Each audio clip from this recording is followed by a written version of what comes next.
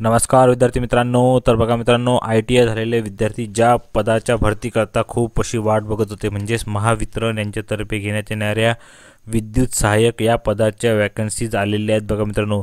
व आता त्याचे ऑनलाईन फॉर्म पण चालू झालेले आहेत. तर बघा मित्रांनो, महावितरण महाराष्ट्र राज्य विद्युत वितरण कंपनी यांच्यातर्फे ही वॅकन्सीजची नोटिफिकेशन दिनांक 29 डिसेंबर 2023ला जाहीर करण्यात आलेली होती. पण ऑनलाईन फॉर्म हे आता सध्या बघा मित्रांनो 1 मार्च 2024 पासून भरणे चालू झालेले आहेत. तर बघा मित्रांनो, विद्युत सहाय्यक या पदाकरता ही वॅकन्सी झालेली आहे. या व्हिडिओमध्ये आपण त्याबद्दल डिटेल बोलणार आहोत. तसेच तुम्हाला ॲप्लिकेशन कसे करायचे याबद्दल आपण या व्हिडिओमध्ये सांगणार आहोत. तर बघा मित्रांनो, महाराष्ट्र राज्य विद्युत वितरण कंपनी मर्यादित यांच्यातर्फे घेण्यात येणाऱ्या बघा मित्रांनो विद्युत सहाय्यक या पदाकरता जे पेपर घेतले जाते त्याच्या वॅकन्सीज बघा मित्रांनो, बघत असाल तुम्ही 5347 पदे वॅकंट आहे आणि या पदाकरता परीक्षा घेतली जाणार आहे व विद्यार्थ्यांचे सिलेक्शन केले जाणार आहे. तर 3 साधारण बघा मित्रांनो पूर्ण त्यांनी डिटेल यामध्ये दिलेलं आहे. तुम्ही बघू शकता. सामाजिक आरक्षणाअंतर्गत जे आहे त्याचे विवरणपत्र त्यांनी दिलेलं आहे. सर्वसाधारण महिला खेळाडू या सुद्धा बघा मित्रांनो 5347 पदे आहेत. खूप जास्त वॅकन्सीज आहे बघा मित्रांनो. सर्वात प्रथम बघा मित्रांनो, विद्यार्थ्यांना 3 वर्षाची कंत्राटी बसवर ठेवली जाते. परमनंट जॉब करता ही वॅकन्सी आहे बघा मित्रांनो.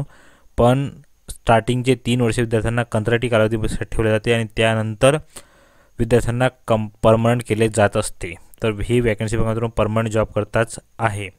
तर एज्युकेशन क्वालिफिकेशन काय पाहिजे बघा मित्रांनो, 10th+2 असेल आणि असलं पाहिजे विद्यार्थी. महाराष्ट्र राज्य माध्यमिक व उच्च माध्यमिक शिक्षण मंडळ यांचे 10+2 माध्यमिक शालांत परीक्षा उत्तीर्णपत्र किंवा तत्सम परीक्षा उत्तीर्ण असलेले विद्यार्थी आणि सोबतच बघा मित्रांनो औद्योगिक प्रशिक्षण संस्थेतील व्यवसाय म्हणजे ITIचा परीक्षा जे तुम्ही ट्रेनिंग पूर्ण केलं असलं पाहिजे.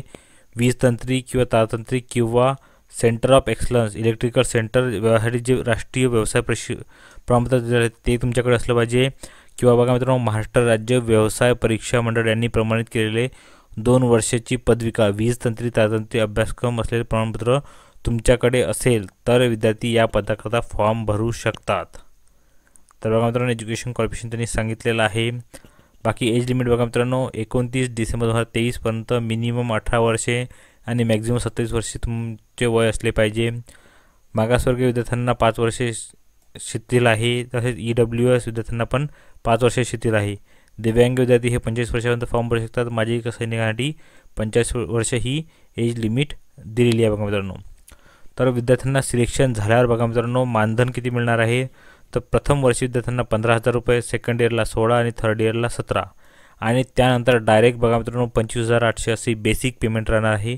प्लस त्यामध्ये बाकीचे भत्ते पण त्यांचे दिले जाणार आहेत. स्टार्टिंगचे 3 वर्ष विद्यार्थ्यांना कंत्राटी पद म्हणून ठेवले जाते आणि त्यानंतर विद्यार्थ्यांना परमनंट केले जाते बघा मित्रांनो.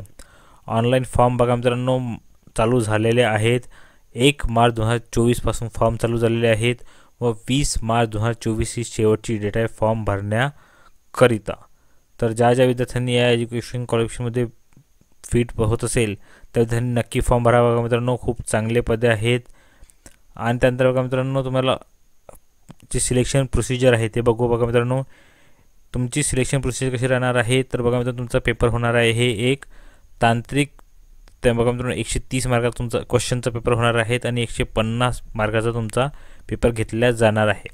त्यामध्ये बघा मित्रांनो प्रोफेशनल नॉलेज तुमचे जे तांत्रिक नॉलेज असेल त्याबद्दल तुमचे 50 क्वेश्चन राहतील 110 गुणांकरता.